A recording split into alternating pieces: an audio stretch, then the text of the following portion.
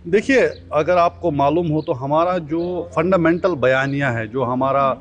Party का manifesto रहा है, उसका तो एक बहुत ही अहम और अभिन्न अंग ये पॉइंट रहा है कि यहाँ पे आफ्सपा हटना चाहिए और जो सिक्योरिटी फोर्सेस हैं, जो आर्मी है, they should gradually move from the civilian areas and वो बैरक्स में जाएं और जहाँ उनकी ज़रूरत है, और ताकि इंसेंटिवाइज हो जाए, लोगों को इंसेंटिवाइज किया जाए पीस के लिए।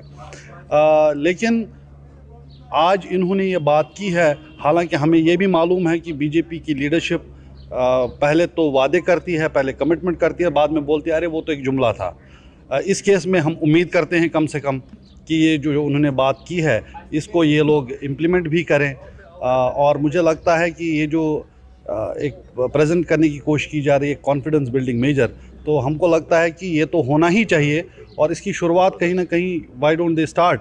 कि जो हमारे नौजवान बहुत बड़ी तादाद में जेलों में बंद हैं, चाहे वो जम्मू कश्मीर के जेल हों या बाहर के जेल हों, उनको उनकी रिहाई से क्यों नहीं इस प्रोसेस की शुरुआत की जाती। और जैसा कि मैंने कहा कि जहाँ तक आफ्सपा की बात है, जहाँ तक सिक्योरिटी फोर्सेस जो आर्मी है उनको बैरक्स में भेजने की बात है, वो तो फंडामेंटल रहा है हमारी पॉलिसी को लेके। और आपको याद होगा कि जब एजेंडा ऑफ अलायंस बना, जो अहम मुद्दे जिन पे लिख के लिया गया था उनसे कि इस पे काम करना है, उसमें भी हमने इस चीज़ को सर फहरिस्त रखा हुआ। देखिए, हम तो बार बार यही कहते आ रहे हैं कि जो कब्रिस्तान की खामोशी है, जो सप्रेशन है, और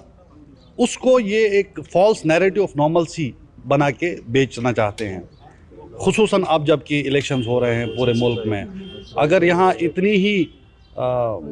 जो है हालात इतने अच्छे हैं, तो ये जो कुछ हो रहा है, जो इतने सप्रेशंस हैं, जहाँ आप लोगों को बात नहीं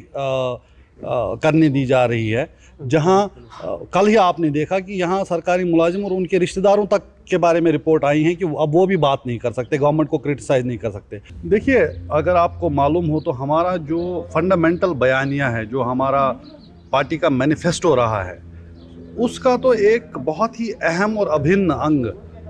ये पॉइंट रहा है कि यहाँ पे आफ्सपा हटना चाहिए और जो सिक्योरिटी फोर्सेस हैं, जो आर्मी है, दे शुड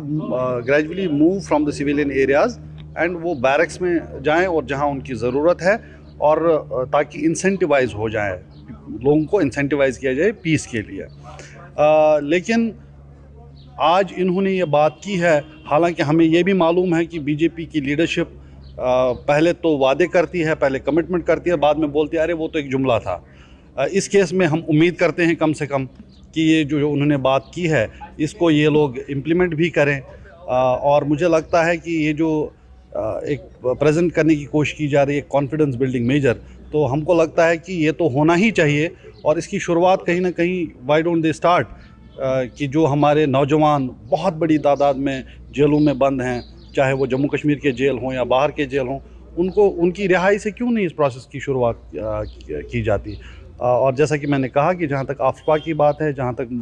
सिक्योरिटी फोर्सेस जो आर्मी है उनको बैरक्स में भेजने की बात है, वो तो फंडामेंटल रहा है हमारी पॉलिसी को लेके। और आपको याद होगा कि जब एजेंडा ऑफ अलायंस बना, जो अहम मुद्दे जिन पे लिख के लिया गया था उनसे कि इस पे काम करना है, उसमें भी हमने इस चीज़ को सर फहरिस्त रखा हुआ। देखिए, हम तो बार बार यही कहते आ रहे हैं कि जो कब्रिस्तान की खामोशी है, जो सप्रेशन है, और उसको ये एक फॉल्स नैरेटिव ऑफ नॉर्मलसी बना के बेचना चाहते हैं। खुसूसन अब जबकि इलेक्शंस हो रहे हैं पूरे मुल्क में, अगर यहाँ इतनी ही जो है हालात इतने अच्छे हैं, तो ये जो कुछ हो रहा है, जो इतने सप्रेशंस हैं, जहाँ आप लोगों को बात नहीं करने दी जा रही है, जहाँ कल ही आपने देखा कि यहाँ सरकारी मुलाजिम और उनके रिश्तेदारों तक के बारे में रिपोर्ट आई हैं कि अब वो भी बात नहीं कर सकते, गवर्नमेंट को क्रिटिसाइज़ नहीं कर सकते।